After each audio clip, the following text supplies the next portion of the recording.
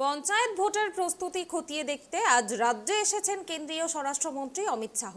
আজ সিউড়িতে সভা করেন অমিত শাহ। আজ সভা থেকে বঙ্গ বিজেপির নেতাকর্মীদের ভোকাল টনিক দিয়ে গেলেন মোদীর সেনাপতি অমিত শাহ। টার্গেট বেঁধে দিলেন আসন্ন লোকসভা নির্বাচনের। আর এরপরে সাংবাদিক বৈঠকে অমিত শাহের আজকের সভা ফ্লপ বলে মন্তব্য করেন কুণাল ঘোষ। অন্যদিকে গতকাল তৃণমূলের একটি বৈঠকে অমিত শাহকে বেশ কয়েকটি প্রশ্ন করা হয়।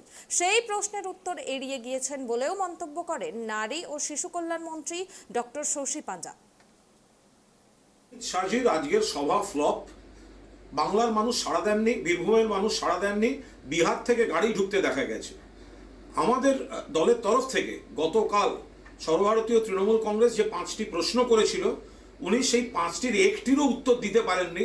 কিছু অগণতান্ত্রিক স্বৈরতান্ত্রিক কথাবার্তা বলে গেছেন। উনি বলছেন 35টা আসন। এ তো ভোটের আগে 21-এর আগে ওই ডেলি প্যাসেঞ্জারি করার সময় আব কি বার 200 বার। তো সুতরাং 35 কেন, 0 থেকে আগে ভাবুন। একটা পেতে এবার মাথার ঘাম পায়ে ফেলতে হবে 35 পরের কথা। এরপরে উনি বলছেন যে পরিবারবাদ। কাকে বলছেন? অধিকারী প্রাইভেট লিমিটেড, তাকে কোলে নিয়ে বসে উনি পরিবারবাদ? কাঁচের ঘরে বসে ঢিল ছুটছেন? দুর্নীতি।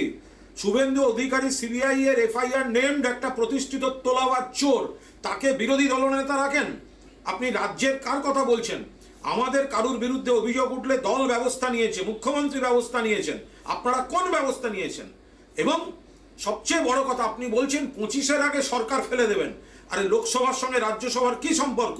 দেশের স্বরাষ্ট্রমন্ত্রী হয়ে তিনি নির্বাচিত সরকার বাংলার, তাকে ফেলার হুমকি দিচ্ছেন। ঝুলি থেকে বেড়াল বেরিয়ে পড়ছে। কারণ এই যে বাংলা বিরোধী যে চক্রান্তটা চলছে, তার পেছনে যে ওনারাই আছেন, সেটা আবার প্রকাশ হয়ে পড়ছে। কোন সন্ত্রাসের কথা বলছেন? আপনাদের রামনবমীর মিছিলে সুমিত শাহ, আপনাদের ক্যাডার বিজেপি কর্মী রিভলভার নিয়ে নাচে আর ধরা পড়ে বিহারের মুঙ্গের থেকে।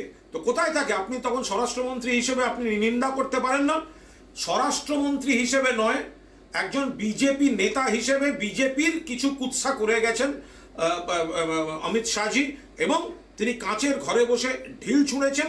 তাকে বাংলার মানুষ 16 আনা জবাব দিয়েছে বিধানসভা নির্বাচনে। আগামী লোকসভা নির্বাচনেও বিজেপিকে শূন্য করে দিয়ে এই কুৎসার জবাব দেবে।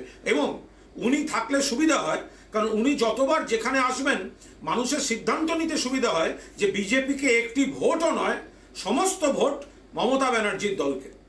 भाजपा के नेता केंद्रीय गृह मंत्री अमित शाह ने अपनी भाषण रखी बीरभूम में, लेकिन बंगाल को उन 5 सवालों का जवाब नहीं मिला जो तृणमूल कांग्रेस कर रही थी।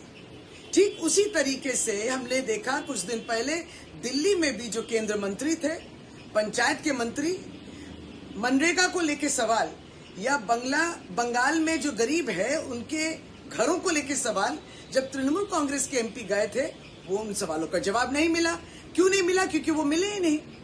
वो तृणमूल कांग्रेस के डेलीगेशन से मुलाकात ही नहीं किए। अर्थात अमित शाह भी जवाब नहीं देते हैं, केंद्र मंत्री भी जवाब नहीं देते हैं, और करप्शन भ्रष्टाचार के बारे में बोल रहे थे, और शुभेंदु अधिकारी उसी स्टेज में बैठे हैं जिनको देखा गया कि कैमरा में पैसा ले रहे थे।